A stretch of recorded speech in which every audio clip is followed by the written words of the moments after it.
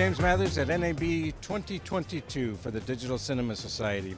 I'm here at the Panasonic Lumix booth, and Sean Robinson, who's an ambassador for Panasonic Lumix and the host of Lumix Live, is going to tell us about their latest camera.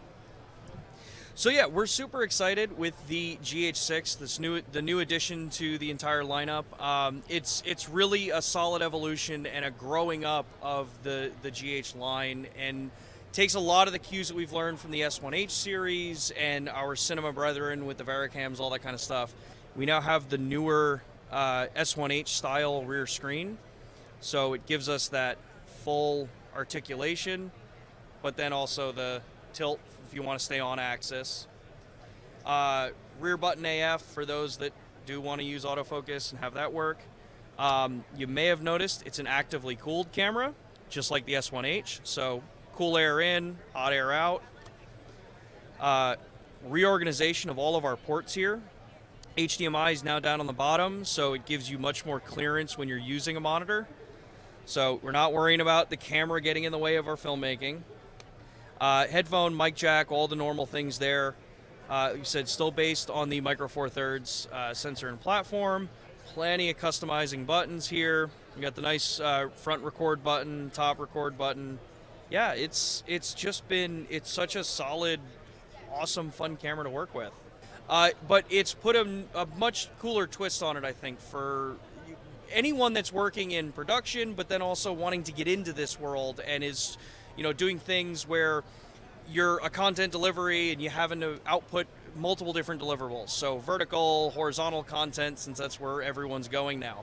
And with this, based on a 25.2 megapixel sensor, it's a brand new Venus engine, so totally ground up, brand new, and it's given us a lot of cool things like the ability to do ProRes 422 10-bit internally at 5.7K and 30p at launch.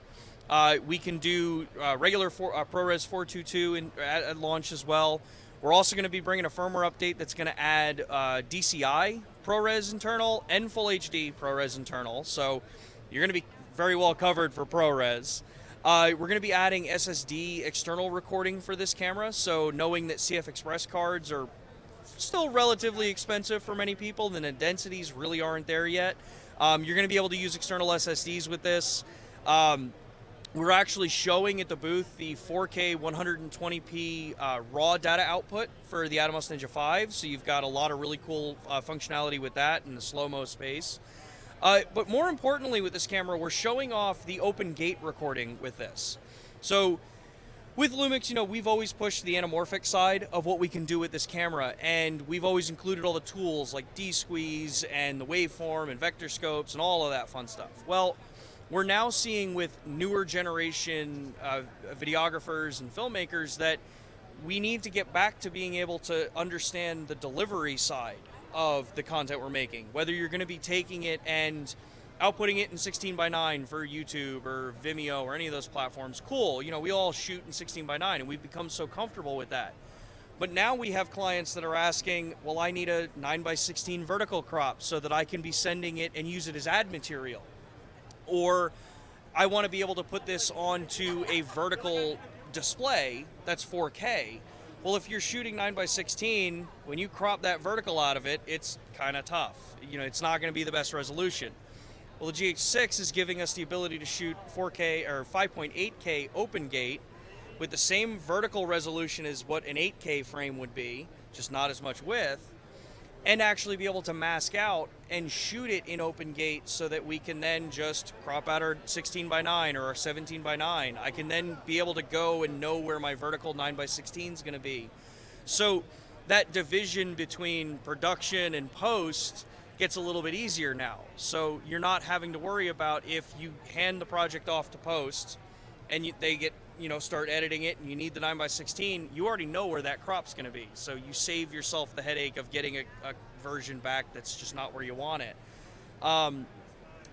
So much so to the point with this camera that we've built in all the frame masks for it. So even all the social media ones that not all. We hate those. Yeah, but it's kind of just the fact of the way we are now. But I was joking around with my counterpart Matt Frazier about this, and just what's really kind of the coolest thing about this, and he brought up the whole point about the way James Cameron filmed with was it Terminator 2, shooting that in open gate, because knowing that when there was the division between do you deliver in a 4:3 aspect ratio for television or do you deliver it in letterbox, now you're taking the full control over framing it, so you're not having to pan and scan and worry that it's not going to look the way the original intent was.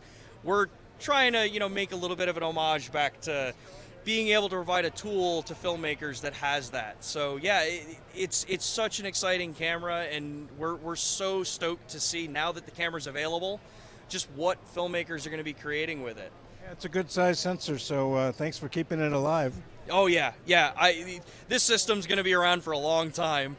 I mean, everybody else is going wide, big, full-size sensors, and yeah, there's still a place for these.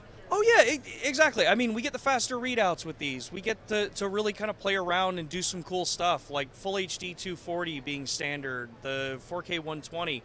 Full frame's cool. It's getting there, but it's just something special about the 4/3 sensor in this platform. I love it. Sometimes you need a little more depth of field too. Yeah, exactly. Doing the live broadcasts that I do, there's this trend on YouTube to always have everything super shallow depth of field where it's just nothing but bokeh behind you. And that's cool, but in a practical sense, I move.